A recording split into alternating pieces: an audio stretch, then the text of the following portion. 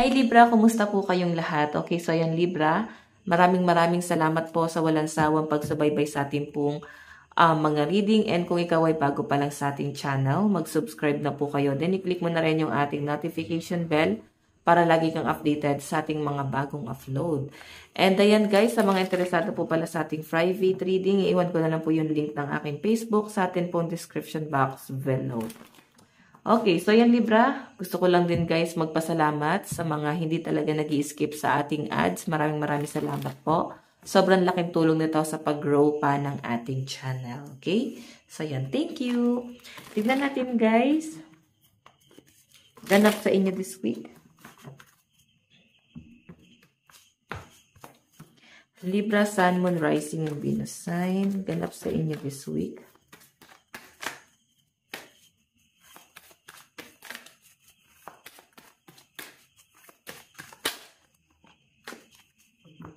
Okay, wow. Yung bottom of the deck mo, blessing. So, maaring yung blessing mo ay magsisimula siya guys sa mga taong nagmamahal sa'yo. Pwedeng sa karelasyon, sa pamilya, sa kaibigan. Nakikita ko rin sa mga Libra guys na maaaring magkakaroon ka ng mga bagong connection, and sobrang ganda ng nakikita kong nangyayari sa inyo. Pwedeng maraming tao ang tutulong sa inyo para mas mag-grow ka pa. So, yun yung pinapakita sa akin. Then, Libra, huwag nyo masyadong limitahan yung sarili mo sa ibang tao. Okay? Huwag nyo guys ilimit yung sarili mo sa mga kaibigan. Pwede kasi na sila din yung tutulong sa inyo pagdating ng araw, and especially family, no? May mga Libra kasi dito guys na parang siguro sobrang gusto niya lang guys ng yung maliit lang yung circle mo. Okay lang din naman yun. May mga Librang ganon. Pero ito kasi guys, alliance. So, pwede yung blessing mo is magagaling talaga sa mga bagong kakampi. Sa mga bagong magiging kaibigan. Okay? Medyo stress lang din ang mga Libra pagdating sa kanilang career. Pwedeng na-stress ka sa mga client mo, sa mga customer mo. Ayan. Okay, tingnan pa natin Libra.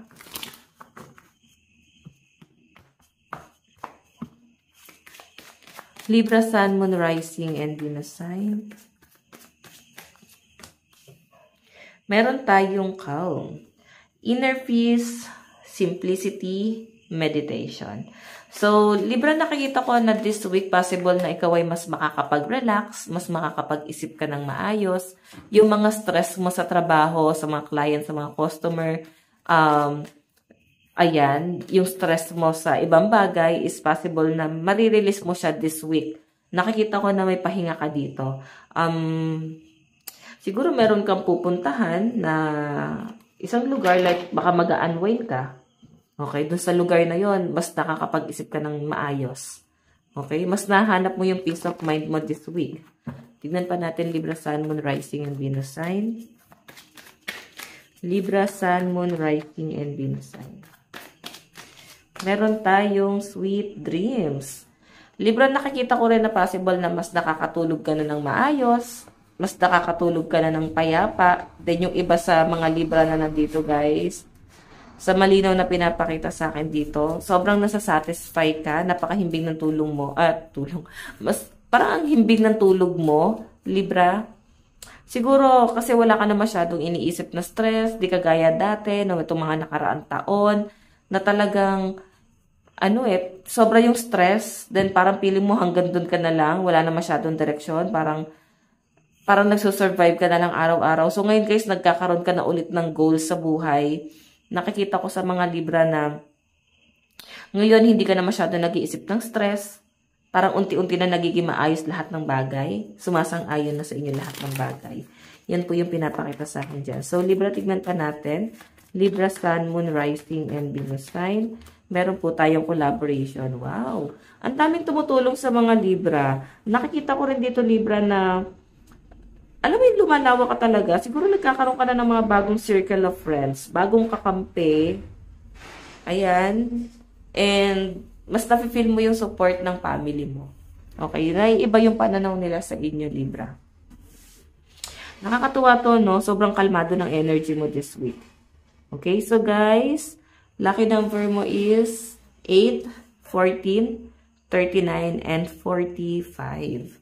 Tignan pa natin, Libra.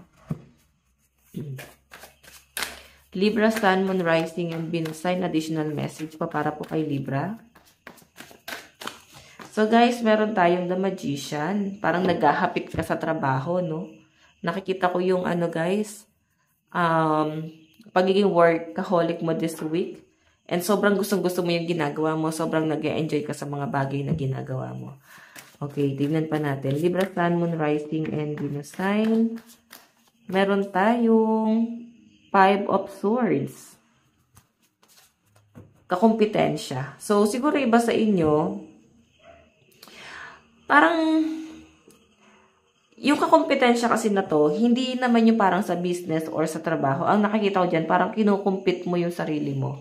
Like, nakikita mo yung sarili mo sa past, na sobrang hirap na hirap kung paano ka nagsusurvive. Then ngayon, mas gumagaan lahat sa inyo, mas nakaka-survive ka, and hindi ka na nag-worry, no? Kasi may tumutulong sa inyo, or may tutulong sa inyo this week. Nakikita ko na parang mas magiging maginhawa yung pamumuhay mo dahil sa mga taong sumusuporta talaga sa mga Libra. Okay? Grabe, no? Grabe yung nakikita kong support na binibigay nila sa inyo. Okay, sige. Tignan pa natin, Libra. Sa love life, guys, na nakikita ko dito, ayan, the moon. Though, nafe-feel mo naman na okay kayo ng person mo, pero parang may nakikita kasi ako dito na may agam-agam, ano ba tawag doon? May doubt doon sa relationship. Like, yes, okay naman, pero siguro may mga past issue na hindi pa rin guys talaga kayang i-heal ng tuluyan, na hindi pa rin guys talaga kaya magpatawad. Ganon. Parang nagpapaka-plastic doon sa relationship na parang nandun lang siya sa word na ayaw niya lang mawala yung person niya, kaya parang nagtitiis. Sobrang okay yung relationship, pero meron kasi nagpapaka-plastic dito na parang, ano yan, nagpe-pretend silang okay, pero hindi. Yun yung nakikita ko dyan, Libra. Okay, sige, tignan pa natin advice para po kay Libra. Advice po kay Libra. Meron tayong, my aura is magnetic to golden opportunity. Ayan. So, Libra yan, sinasabi dito na yung aura mo, mas nakaka-attract ka pa ng mga positive, no? Mas nakaka-attract ka ng mga blessing, abundance, golden opportunity. Marami pa guys, opportunity ang magbubukas sa inyo. Marami pang opportunity ang paparating sa inyo guys. Ayan. Tignan pa natin. Libra, Sun, Moon, Rising, and Venus sign. Meron tayong see this from a higher perspective. Ayan. So, I think parang hihigitan mo pa talaga yung sarili mo or kung ano yung kaya mong gawin para sa sarili mo. Ayan. So, Libra, ito lang po ang inyong reading. Maraming salamat po. God bless and love you all. Bye-bye.